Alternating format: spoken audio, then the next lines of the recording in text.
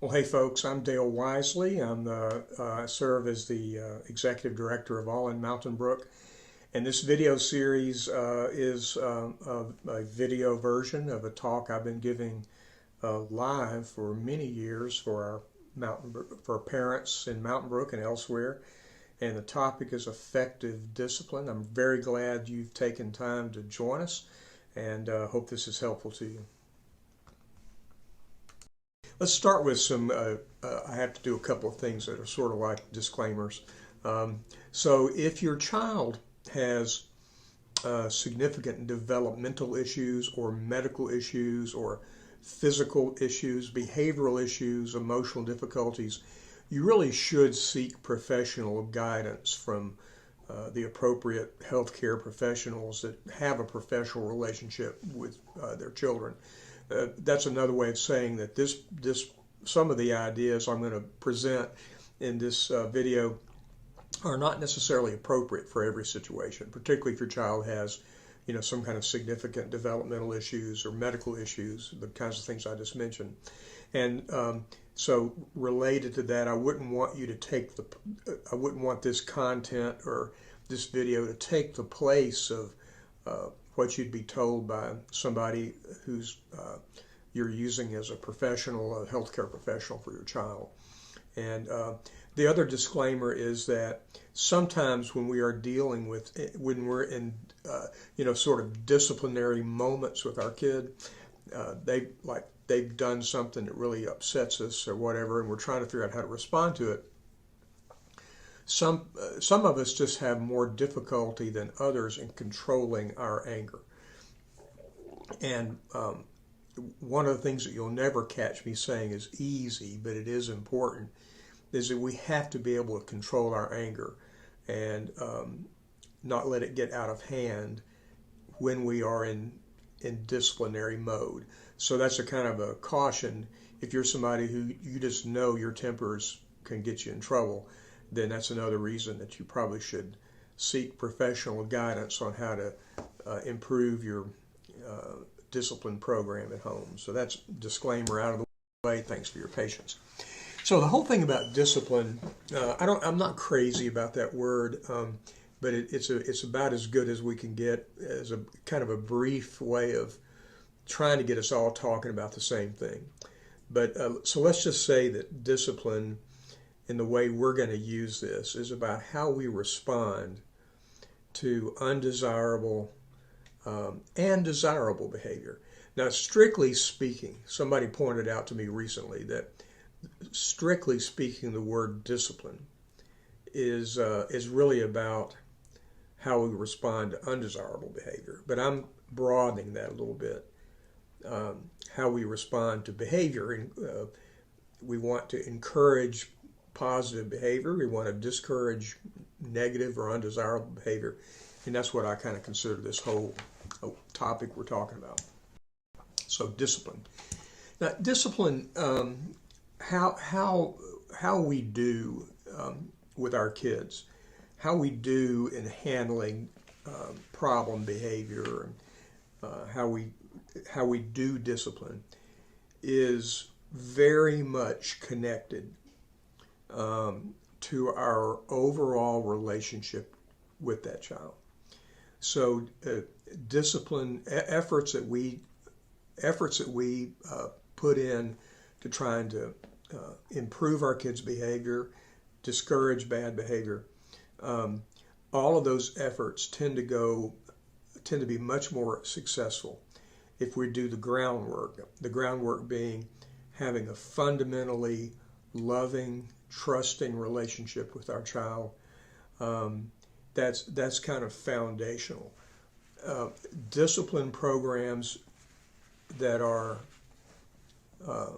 well thought out and effective in many situations are not going to be as effective unless they are grounded in that quality relationship. And I know the idea of that quality relationship is kind of a hard thing to define, But it's another way of saying, I don't know how many ways I can say this, but the work that we do, the efforts we put in to really trying to enhance that just basic connectedness, quality relationship with the child. The more we put into that, the more these behavioral issues have a way of kind of taking care of themselves to a large degree.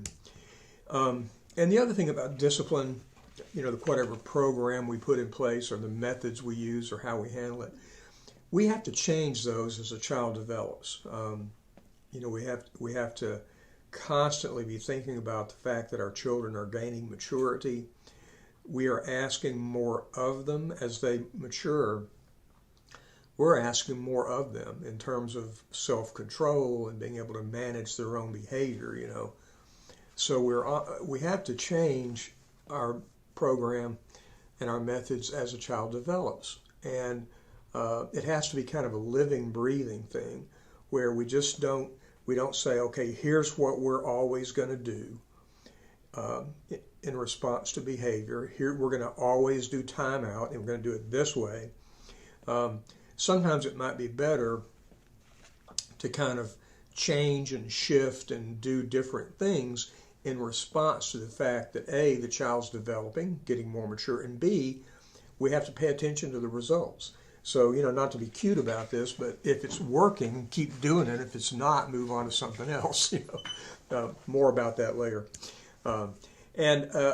Just another thing, if you'll just bear with me, in terms of just kind of overall principles involved in discipline, it's really based on mutual respect. It's not just about a child's willingness to say, yes, sir, and no, ma'am, and be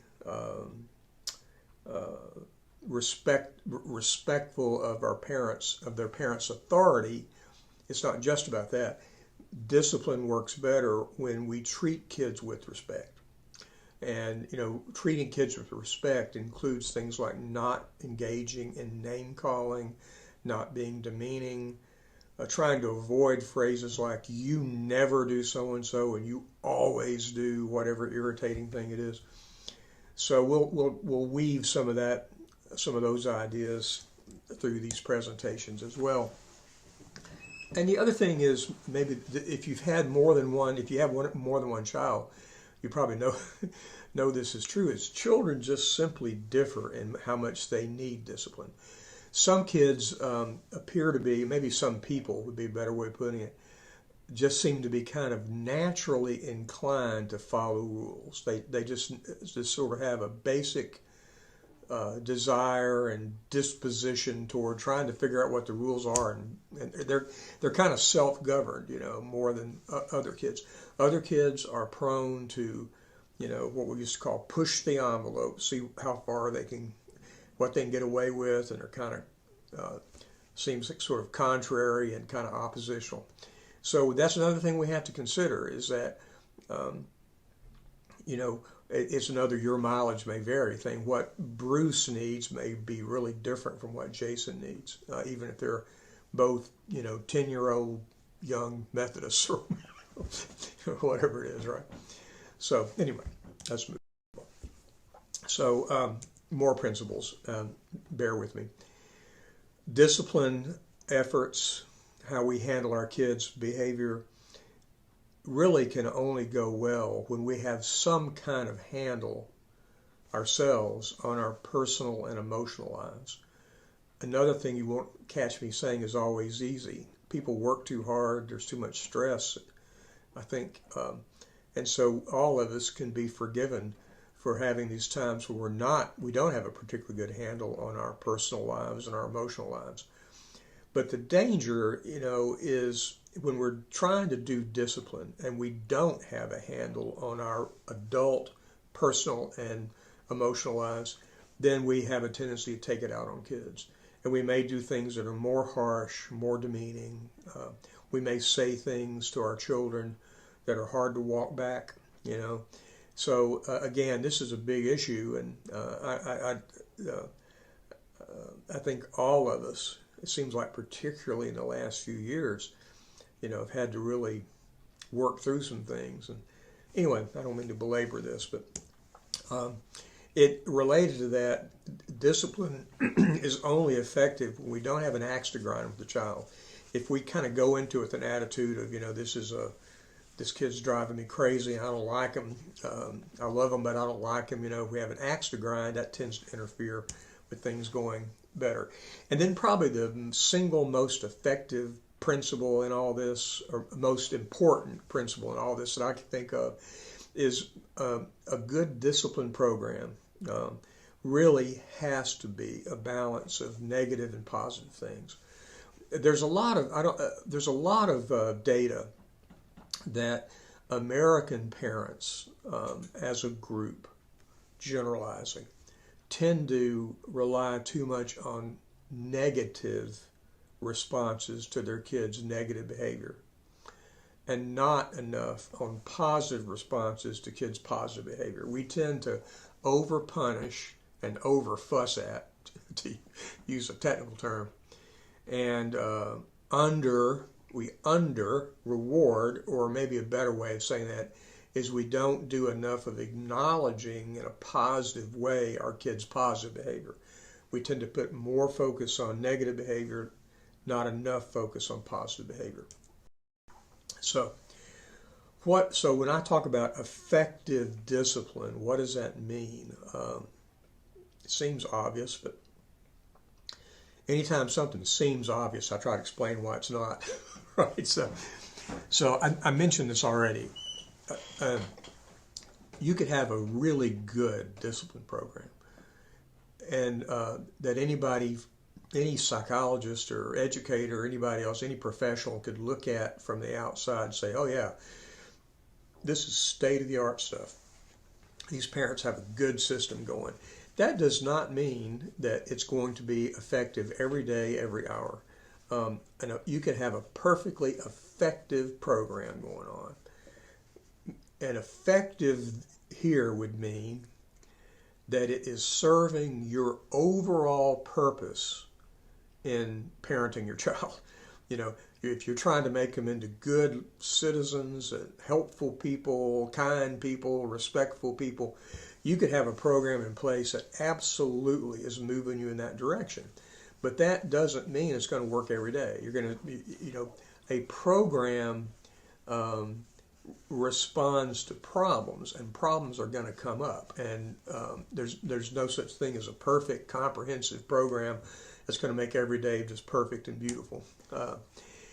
Effective discipline, and this is a big thing, it really does require something we maybe don't have enough time for sometimes. We have to think it through. We have to plan. We have to, try not to be so reactive. Like, okay, this thing's happened. Now what do I do? I don't know that I'm right about this, but I have a feeling a lot of parents just never have that conversation, or they never develop. They don't spend time thinking about, okay, here's how I want to do discipline. Here's what I'm going to try to do. I'm going to try to do timeout, and I'm going to learn how to do timeout. I'm going to make sure that I make a note that whenever my child does something that's positive and desirable, I'm going to make sure I acknowledge it. I sometimes think we're just too reactive and too prone to operate on the fly. I don't hold that against anybody, because I think we're all busy and overwhelmed, and I think that's part of it, right? And then there aren't any shortcuts. There aren't any easy answers. Discipline is not just a matter of what you do on a Tuesday night when your child lies to you about their homework. That would be about Tuesday night, that incident. The big project of trying to help our kids become better people, which I think is a good short version, there's just no shortcut. Parenting's hard, and there are no easy answers, and there are all kinds of things that the very best, very smartest parents are going to come up with, where it's really hard to know what the right thing to do is. There are no easy answers. All that to try to make you feel better. It can really be hard. Kind of lead us into this kind of deal. All right. So in discipline matters, we have some responsibilities, and I don't mean to be overly prescriptive and certainly not judgmental about this. This is just This is just me talking, based on my time and experience with all this. One responsibility we have is we need to be clear in communicating to our kids what we need from them and what we want from them and what we expect from them and what the rules are. That's another thing that's easy to kind of drop. We might say, well, you should have known that you can't play soccer in the living room and break my mother's lamp. That's understandable and fair, but anytime, if we're going to hold our kids accountable for their behavior, we owe it to them to clearly explain what we expect from them. And maybe sometimes we don't do that. So there you go. We have to, and I'm sorry, again, I don't mean to, I keep saying I would never say this is easy, but I'm convinced that effective discipline requires us to have some control over our emotions when we are in a confrontational disciplinary moment. Now, that doesn't mean that we have to act like robots or that we have to be in total control. There is nothing wrong with saying to a child, man, I'm mad at you right now. I don't think there's anything inherently wrong about raising our voices from time to time. I don't think those things aren't counterproductive. But that said, we have to put some parameters around that. We can't blow up. We can't have temper tantrums. We can't say awful things to our kids and then 10 minutes later wish we hadn't said them. So we just have to, it's incumbent upon us to find a way to be basically in control of ourselves so we don't do something we're going to regret later or say something we're going to regret later. Okay. And so that, among other things, that means we don't fight dirty, we don't do name calling, we don't say hurtful things. Those are all counterproductive. They're not, and more than that, they're gonna, they can really hurt. So that's a challenge when we're struggling with behavior that drives us crazy. But it's still important, and I feel like I'd be negligent if I didn't say that.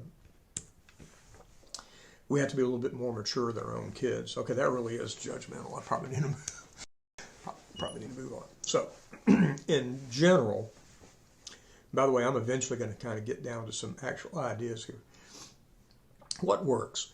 Well, first of all, I think we do have to plan. We have to think it through in advance, and we have to be patient.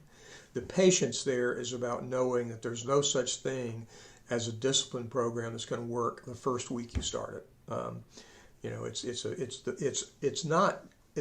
I keep talking about discipline programs, which might make it sound like it's something you start doing when they're 7 years old and then you do it. No, I'm talking about discipline folded in as just the part of the basic project of raising a child. It's a day in, day out kind of a deal.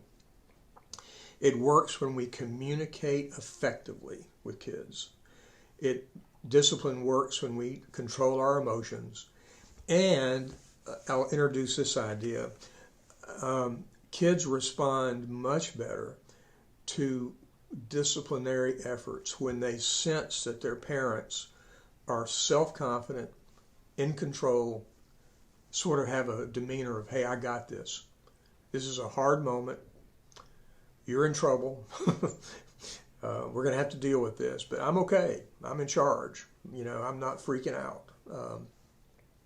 And so that self-confidence seems to help kids participate and respond well to our disciplinary efforts. I have trouble pronouncing that word. Too many syllables or something.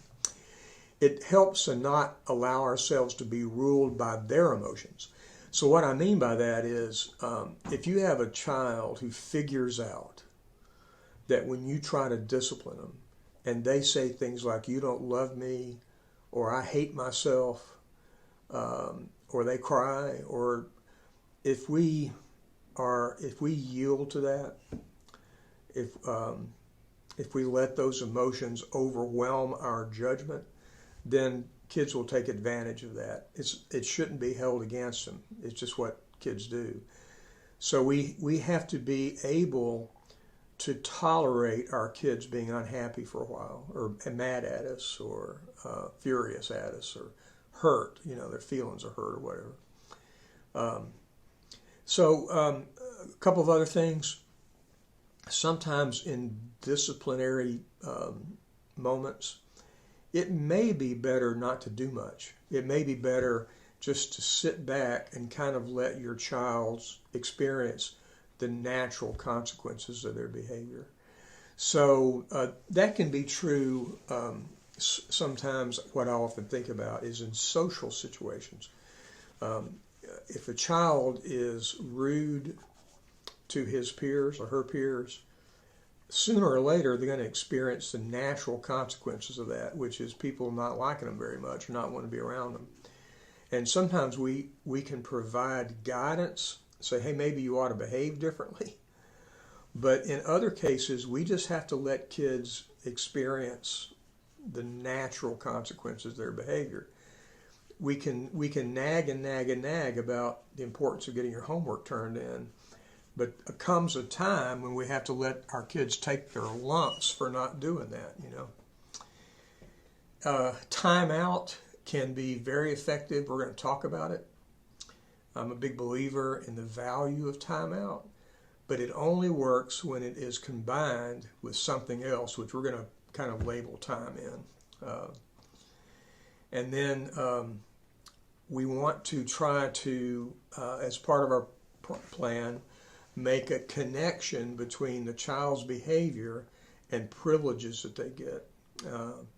That's kind of obvious, but sometimes easier, said than done. Okay. Wow. So let's talk about teaching your child to listen. I'm going to try to keep this video to about 45 minutes, and then there'll be another one coming up in the series. We often talk about part of discipline is teaching our kids to listen to us and to mind us, just to use very, very basic language about that. Sometimes when we say, you need to listen to me, what we really mean is we want them to do what we say, right? A lot of times kids listen and they hear what we say, but they choose not to do what we say, right? So which of these children in this picture, you might guess this is a hypothetical, which of these children would have trouble listening and minding? And you might look at this and say, well, Dale, how could I possibly know? I don't know these kids. Well, the answer is all of these children have trouble listening and minding on account of them being children.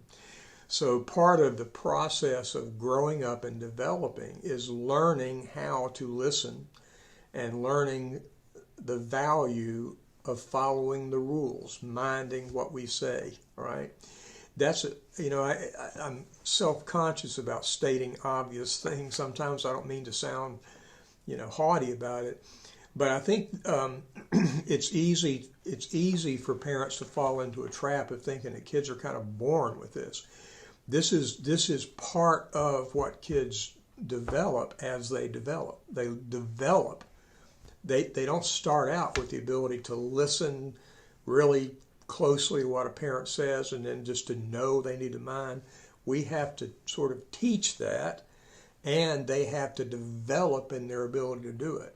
I don't know that there's anything a parent can do that would make a 3-year-old listen to us all the time and mind us all the time. They're not ready, so it's a developmental process throughout childhood and maybe well up until like we're middle-aged. I don't know about you, but I'm still trying to learn how to listen and follow the rules.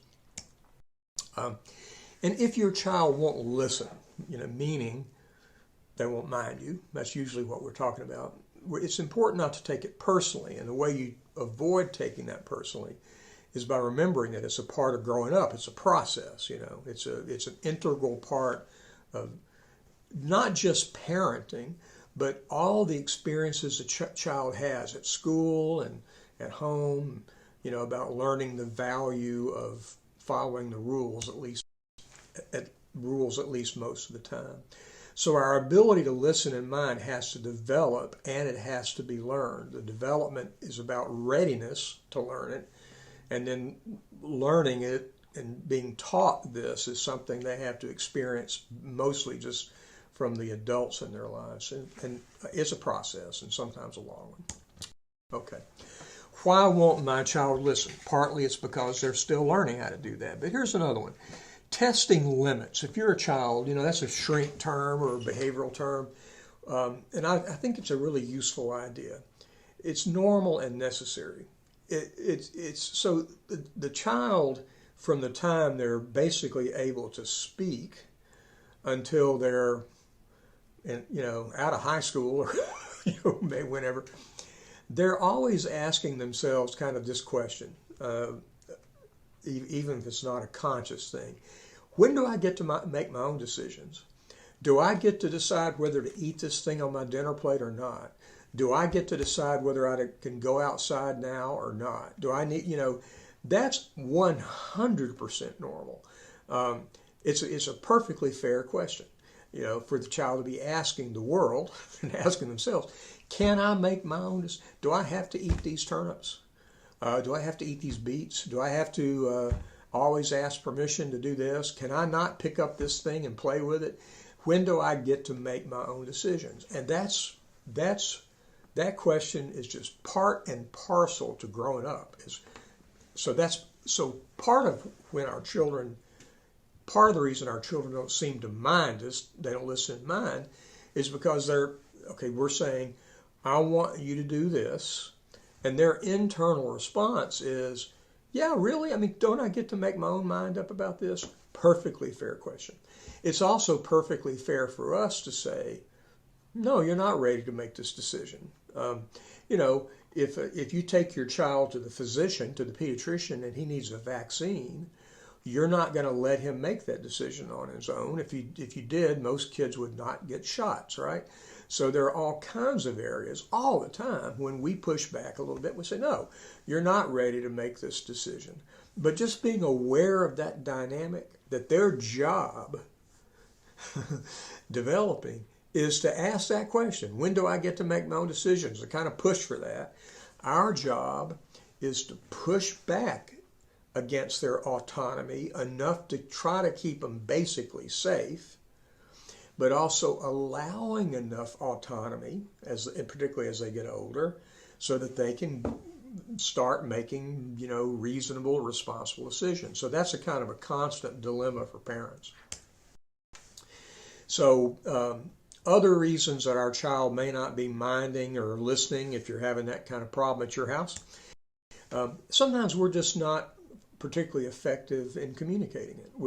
We think kids ought to read our minds, and I'm going to illustrate this later, some ways that we fail sometimes to really communicate effectively when we have these disciplinary moments. Let me get back to that later. And so let's talk about some practical tips here. It's not these are not going to solve everything. They're just part of it.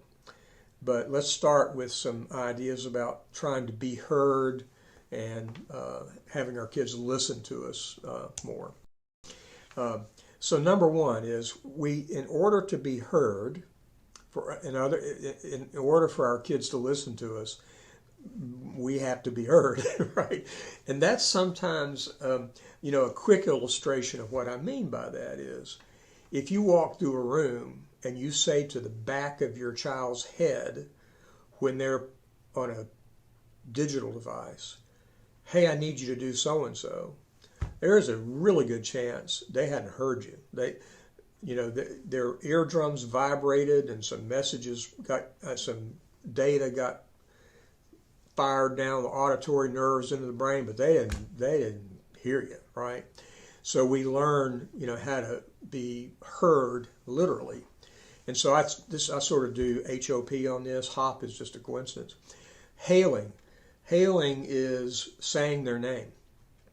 So instead of saying on the way through the room, hey, I need you to pick up your dirty socks, we say, Brian, Brian. And when, and then, that helps Brian know that we're actually talking to him. Call their name, await a response. Hailing. Orienting is eye contact. Now, eye contact is a little tricky. It's not 100% necessary. But certainly if you're having trouble being heard, if you think you're having more trouble than you should be, then sometimes you have to say, look at me, make eye contact. And then how we phrase things is really important. So let me give an illustration of this. We might say to a child, would you please do mommy a favor and sometime pick up your toys that are on the floor in your room? Okay. Now, it's important to consider what it is we really mean versus what we're saying. So when we say to a child, particularly a young child, would you like to do mommy a favor and do X sometime? The child hears, would I do mommy a favor? Apparently it's optional, so therefore I shall not. I think I shall not do mommy a favor. And then we get irritated. We get irritated because they didn't do what we said or they weren't listening. When actually maybe in this case they were listening. And what we said was, would you do me a favor? Doing somebody a favor does imply that it's 100% optional, right?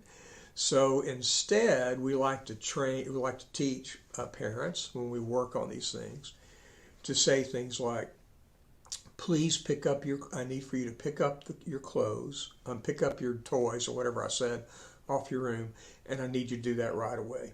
Okay, to back up a little bit. So would you please do mommy a favor? Please is a word that means it's optional. Favor is a word that means it's an optional thing. And then sometime do this. Well, I'm considerably older than a child. Been married 43 years. And I will confess that if my wife was to say to me, particularly when I'm really busy, sometime I would like for you to do, whatever it is at the house. That sometime thing, I sort of register as maybe 2026. With kids, we have to get out of that open-ended time frame. We have to say, I need for you to do it now. And then please is okay to use. Please is a courtesy. It's manners, but we need to end with a period and not a question mark. So not please, will you do me a favor? It's I need for you to pick up your toys off your floor of your room, please.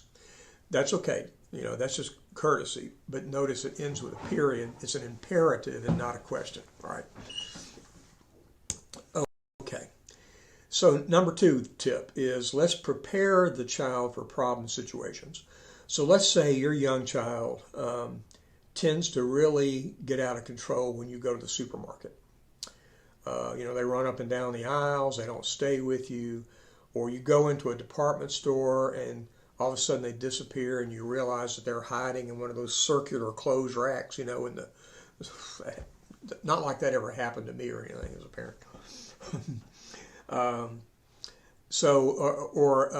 Any kind of situation you could think of where your child tends to have more trouble with their behavior. There's a way to help with that. And completely understandable that people would not think this would help as much as it does. This picture helps me illustrate it. Let's say the problem is your child really misbehaves in a grocery store as a rule. Well, just before you go through the automatic doors into the grocery store, as this lady might be doing, you talk to your child and say, look, we're about to go into the grocery store. Here's what I expect from you. You can't be running up and down the aisles. You must stay with me.